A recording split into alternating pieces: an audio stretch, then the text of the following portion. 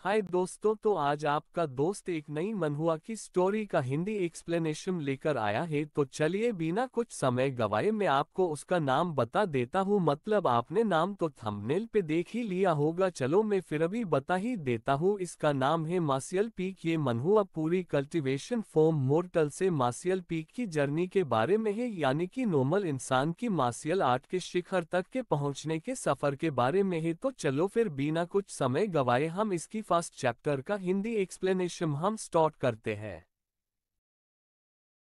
आप इस सीन में देखते हैं कि सुबह हो चुकी है, सूरज निकल चुका है और मुर्गे बोल रहे हैं। तभी एक लड़का अपने घर से बाहर निकलता है। वो सवेरे की आलस को भगाते हुए सोचता है कि अच्छा है चलो शुरू करते हैं। तभी वो सफाई करते हुए कहता है कि मेरा नाम यांग काई है, मैं यहाँ हाई हेवन पवेलियन का शिष्य हूँ। मैंने अपनी ट्रेनिंग 3 साल पहले शुरू की थी और मैं सिर्फ टेम्परेट बॉडी थर्ड स्टेज तक ही कल्टिवेट कर सका हूँ। 3 साल लगाना टेम्परेट बॉडी थर्ड स्टेज तक पहुँचने में ये सामान्य नहीं पर बहुत ही बुरा प्रदर्शन है। मेरे साथी भाई जो मेरे साथ सेक्ट में चुने गए थे वो मुझे काफ़ी दूर छोड़ चुके हैं और आगे की कल्टीवेट लेवल पे पहुंच चुके हैं और उनका दृष्टिकोण भी जाने माने सेक्ट तक पहुंच चुका है। इसलिए अब मेरे पास सेक्ट में ट्रेनिंग शुरू रखने के लिए सफाई काम करने के अलावा दूसरा कोई उपाय नहीं है। हाई हेवन पवेलियन अपने शिष्यों के बीच की गंभीर स्पर्धा के लिए प्रसिद्ध है। यहाँ पे ताकतवर आगे बढ़ जाता है और जो निर्बल है वो पीछे छूट जाता है। ये नियम सालों से बड़ी सख्ती से लागू किया जा रहा है। दूसरे सेक्ट में शिष्य एक दूसरे की दोस्त की तरह मदद करते हैं, पर यहाँ पे यह ही नहीं, यहाँ पर अगर आपको आगे बढ़ना है तो अपने साथी शिष्य से ज़्यादा कड़ी ट्रेनिंग करके उसको हरा कर ही आगे बढ़ सकते हो। हाई हेवन पवेलियन का नियम है कि शिष्य जो 14 या उससे छोटी उम्र का हो बिना उसका बैकग्राउंड देखे 3 साल की कड़ी ट्रेनिंग करवाई जाती है। इन 3 सालों में आपका पूरा खर्च सेक्ट उठाती है, आपको सिर्फ ट्रेनिंग करनी होती है। अगर इन 3 सालों में अगर आप टेम्परिंग बॉडी कल्टीवेट स्टेज से आगे निकल जाते हैं तो आप अच्छे मास्टर के शिष्य बन सकते हैं और आप खुद से ट्रेनिंग करना चाहते हैं तो कर सकते हैं, इस पे कोई पाबंदी नहीं है। ये हाई हेवन पवेलियन का एक नियम है, पर जो लोग आगे की स्टेज पर नहीं जा पाते उन्हें बलपूर्वक सेक्ट से बाहर निकाला जाता है या उन्हें सफाई काम शिष्य बना दिया जाता है। हाई हेवन पवेलियन में 3000 शिष्य है और सफाई काम शिष्य हाथ की उंगलियों से भी कम है। यहाँ आपको कोई सांत्वना नहीं देता है, आपका खाना छूट जाए, आपको ठंडी लगे, कोई परवाह नहीं करता है। इन्होंने मुझे निकालने की कोशिश की, ऐसा दूसरी बार ना हो यही मैं चाहता हूँ। तभी यांग काई सोचता है कि हम इंसान के पास कुछ ही सालों की जिंदगी है, उसमें पसंद की राह को बीच में छोड़ना बहुत ही बुरी बात है। तभी एक शिष्यों का समूह यांग काई की तरफ आकर कहते हैं कि यह यांग काई तो नहीं और फिर कहते हैं कि यह वो सफाई काम शिष्य यांग काई है। इस दिन तक ये सिर्फ टेम्पर्ड बॉडी थर्ड स्टेज तक ही पहुंच सका है। यांग काई को चैलेंज किए हुए 5 दिन हो चुके हैं और आज हम इसे फिर चैलेंज कर सकते हैं। तभी एक शिष्य आके कहता है कि एक के सामने इतने सारे यह उचित नहीं है। तभी वो सभी कहते हैं कि आप फ्री हो जाने के लिए आपको कोई रोक नहीं रहा है। तभी यांग काई मेडिटेट करने बैठे जाता है। तभी एक शिष्य कहता है कि यांग काई तुम मुझे अच्छे से अपने आप को मार लेने दो, तुम्हारा और मेरा दोनों का समय बच जाएगा। और दूसरा शिष्य कहता है कि सही है यांग काई, हाँ सब तुमसे अलग है, हमें इसके बाद ट्रेनिंग भी करनी होती है। तभी घंटी की आवाज़ आती है और यांग काई आंखें खोलते हुए सोचता है कि 9 बार सुबह घंटी बज चुकी है, सूरज वेस्ट से निकल चुका है और नए दिन की स्टार्ट हो चुकी है। यहाँ पे हमारे फर्स्ट चैप्टर का अंत होता है। दोस्तों वीडियो अच्छी लगी हो तो कमेंट जरूर करें, ऐसी नई वीडियो के लिए लाइक और